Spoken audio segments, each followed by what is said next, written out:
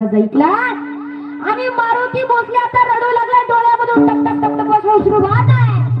आणि मारुती भोसले मनात म्हणतोय, मामा मी आलो की तुमच्या तळावर. पण मामा इथून पाठीमागे येताना मामा कसा येत होता, मामा माझ्या पायानं चालत येत होता, मामा तुमच्या संग मी बोलत होतो, पण मामा माझ्या भक्तीत नेमकं कुठं कमी पडलं मामा सांगा ना. कोणत्या चुकीची शिक्षा दिली मामा? त्या दोन जणांनी मारुती भोसलेला मामाच्या चरणाजवळ नेऊन ठेवलं, आपलं मस्तक मामाच्या चरणावरती टेकवलं आणि अश्रूचा अभिषेक मामाच्या चरणावरती घातला. त्यामुळे मामा सांगतात, लेका जरा आठव, तो मला काय शब्द दिला होता, तो काय शब्द दिला होता मला? मामा मला दर 15 दिवसाला येणाऱ्या एकादशीला तळावर यायला जमणार नाही.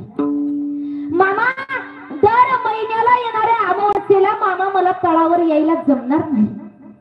मामा कमीत कमी मी दर 6 महिन्याला का होईना मामा तळावर येईल. लेका शब्द दिला पण पाळला का? शब्द दिला पण पाळला. आणि आज माझं प्रत्येक भक्ताला एकच सांगणे, देव शब्दाचा भुकेला नाही हो, देव भावाचा भुकेला आहे. माझ्या मामाला शब्द देऊच नका, मामाला शब्द अजिबात देऊ नका, पण दिले शब्द दिला की तो शब्द पाळायला शिका.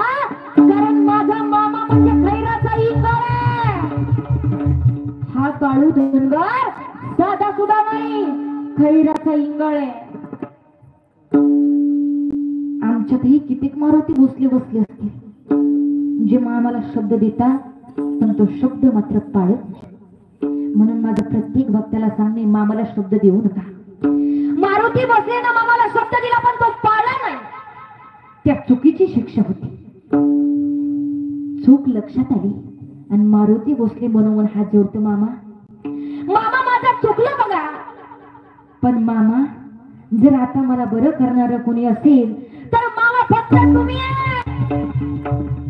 मामाला माया आली.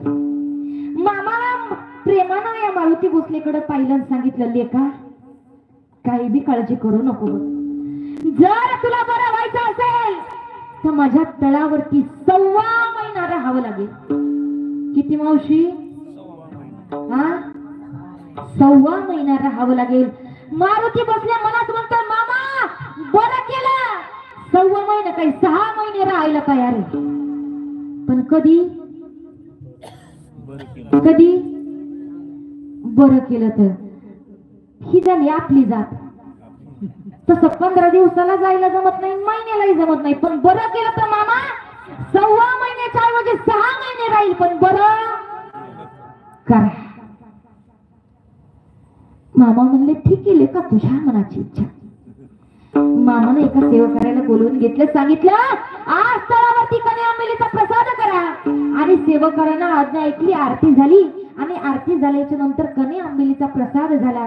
मामानं याला शेजारी बसवलं, एका सेवकाला याच्या मुखामध्ये घास भरवायला सांगितला. पण जर मामाच्या वाटेला आडवे गेला, मामाला दिलेला शब्द पाळला नाही तर मामाचा प्रसाद सुद्धा खाता येणार नाही.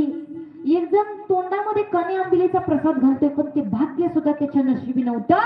ऐका, घास तोंडामध्ये घालत होता पण तोंडातून घास बाहेर पडत होता. त्यावेळी मारुती भोसले मामाकडे पाहतोय, डोळ्यामधून अश्रूच्या धारा लागल्या. मामा एवढं पाप केलं का हो मी? मामा मला खाता येईना. त्यावेळी मामानं सांगितलं, 2 दिवसात तुझं तोंड नीट होईल. मामाला सांगितलं 2 दिवसामध्ये तोंड नीट होईल. आणि जसा मामाला शब्द दिला तसं मारुती भोसलेचं वाकडं झालेलं तोंड 2 दिवसामध्ये सरळ झालं. जे डॉक्टरांना करता आलं नाही, जे वैद्याला करता आलं नाही, जे गोळ्या औषधानं झालं नाही, ते माझ्या मामाच्या फक्त शब्दानं झालं. वाकडं झालेलं तोंड सरळ झालं. आता व्यवस्थितपणे खाता येऊ लागलं.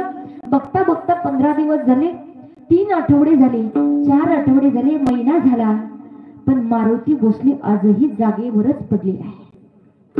आजही जागेवर पडू नये, परंतु एके दिवशी सहज बसल्या बसल्या या जगाच्या मालकानं या मारुती भोसलेकडे कृपा दृष्टीनं पाहिलं. शब्द लक्षात ठेवा, सहज बसल्या